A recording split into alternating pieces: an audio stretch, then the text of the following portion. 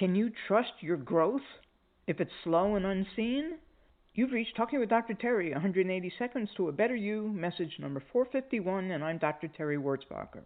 Sometimes an affirmation will show up and I think it's worth sharing. This is one of those times. Here it is. I trust that growth can be slow and unseen. I trust that growth can be slow and unseen. When we're trying hard to change and want to see evidence of it so that we keep going, and nothing happens, what do we usually do? We think, nothing's working, and frequently that's followed by, why bother anymore? I know I felt like that and gotten myself all depressed and discouraged.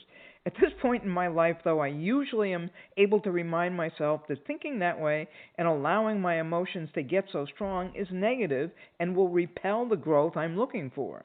That took 71 years for me to figure that out, but hey, I'm a slow learner. Then I remember one of my favorite songs, and it's The Rose. I've talked about this before, but I love the concept behind it. There's a long time after you plant a rose seed, if that's what you call them, I'm not a gardener, that nothing is happening. You just have to leave it be and keep feeding and watering it.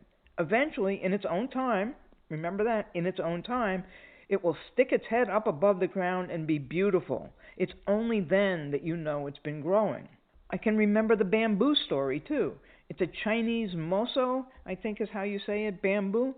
Supposedly nothing happens with the bamboo for about 5 years.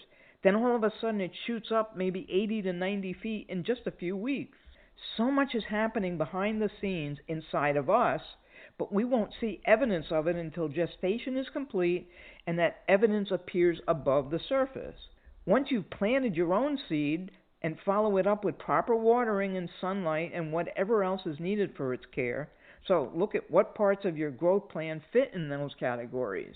Then remind yourself that we don't have to be like everyone else and demand instant gratification. If you're following your plan, the growth will occur and results will show up.